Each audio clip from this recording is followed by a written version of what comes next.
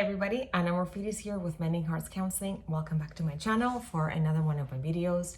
And today's video is actually inspired by a video that I did earlier this week on this very common question that I hear from my clients, which is, why is this happening to me? And I mentioned this book in the video. It's called Why Me, Why This, Why Now? And it basically encapsulates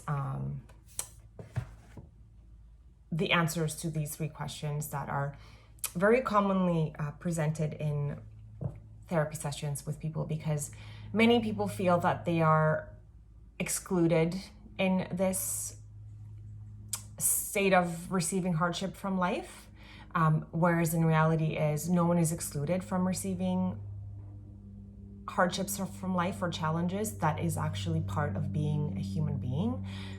We come into this human vessel and we have predominantly 6 emotions, and they are meant to be felt, and 5 of the emotions produce feelings that are very challenging and uncomfortable to be with. So it is of no doubt that we are mostly in discomfort most of our life, and it is work to get us out of it, because the predominant emotion that we have are fear, disgust, anger, joy, surprise. Did I say anger? Anger, disgust, fear, surprise, joy. Which one am I missing? I'll be right back. I'm gonna check. Okay, I'm back. I had to double check the emotions, the 6 emotions that we predominantly feel as humans.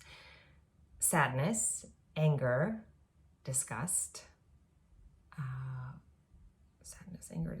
fear. Why can I not get this right? Okay, I'm just gonna read it straight off the web. Okay, happiness, sadness, fear, disgust, anger, and surprise. So only part of surprise produce nice feelings, and then obviously all of happiness produces nice feelings that we want to be with. But sadness, fear, disgust, and anger, which are 4 versus 2, will produce feelings that are uncomfortable to be with.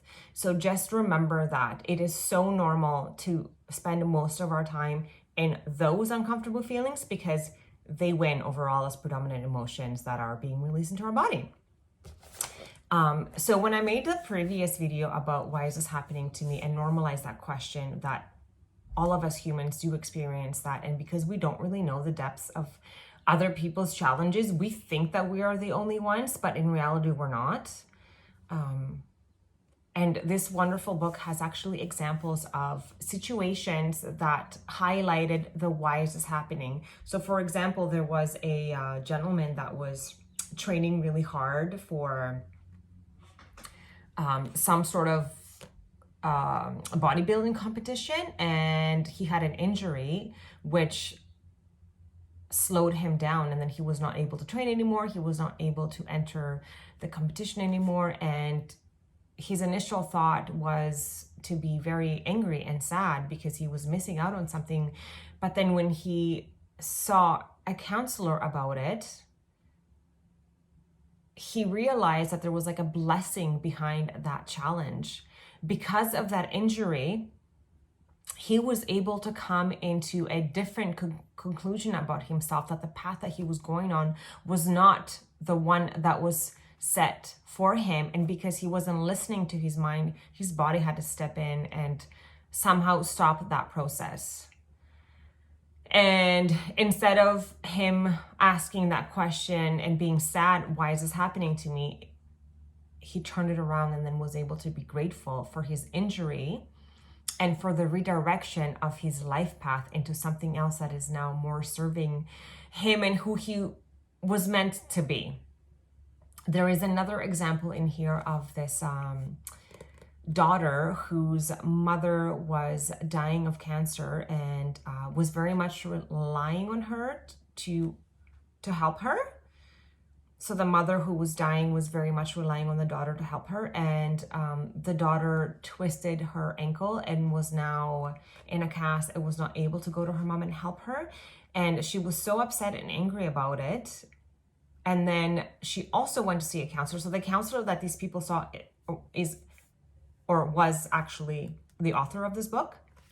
So through seeing Robin Norwood, they were able to understand the blessing that was behind that challenge. So this daughter, due to her injury and her inability to go visit her mom and help her through her illness, allowed for her dad to step in. And the mom was so against the dad stepping in and helping her because she was so angry with him for all the years of mistreatment that he had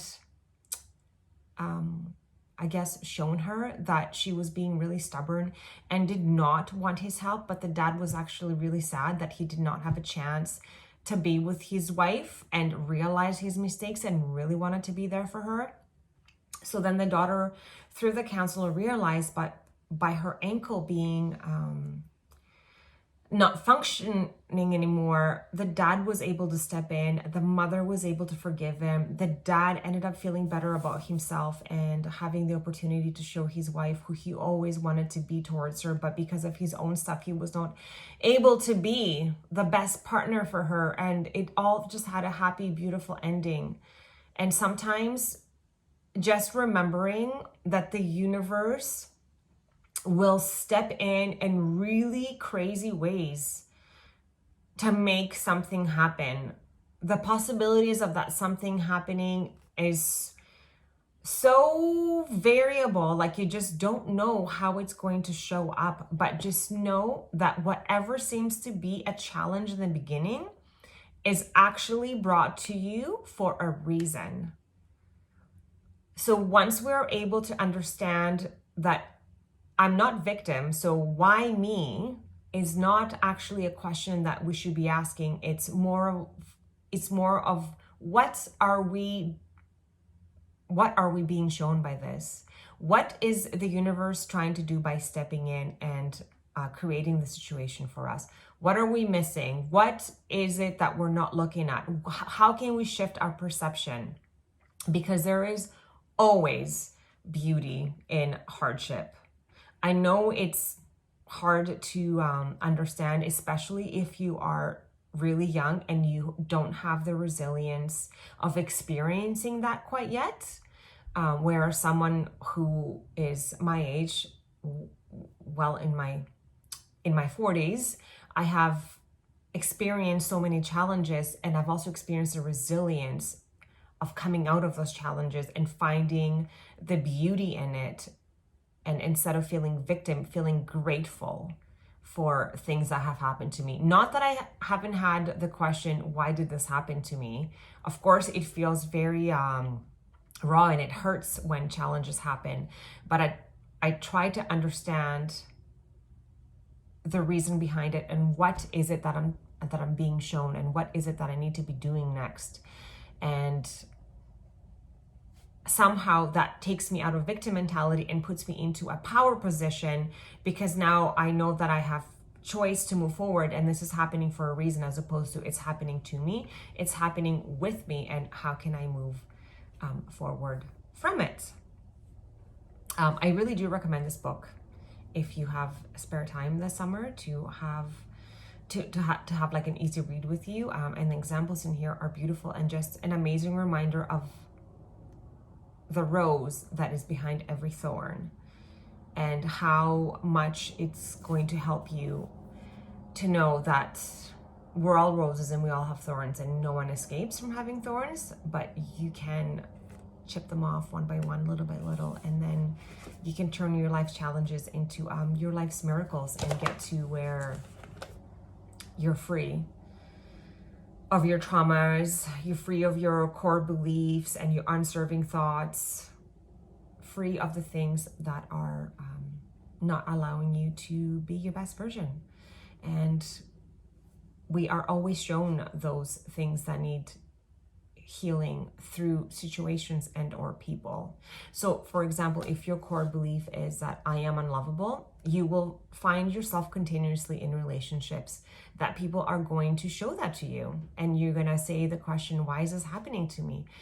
It's happening to you because you're still holding on to that belief that you're unlovable. So you don't think that you deserve better. So you stay where you are until you come to the awareness and you expand your consciousness to more than just that core belief, and know that a thought is a thought and a thought can be changed, and core beliefs are just acquired through our childhood. It's not something that is, set in stone and will stay there forever. And with work and diligence, you can change your core belief, and you can find yourself in situations that you feel loved, because you will believe now and have changed your core belief from I am unlovable to I am loved in every single way possible, because you're going to do the work and you're going to get there. As always, if you have any questions, comments, concerns, please do shoot me an email, annamorfidis@gmail.com. I can also be found on Instagram. You can DM me through there. Mending Hearts Counseling. And I also have lots of affirmations and cute little reels to uplift your daily spirit, because I feel like I need it on a daily basis. I need an affirmation, gratitude practice to offset all the negative feelings that are present with us as humans each and every single day. And I will see you next time. And if you like the video, please hit that button. And if you want to subscribe to see more, please do so as well. And any comments, questions, leave below. I am always happy to receive. See you next time. Bye.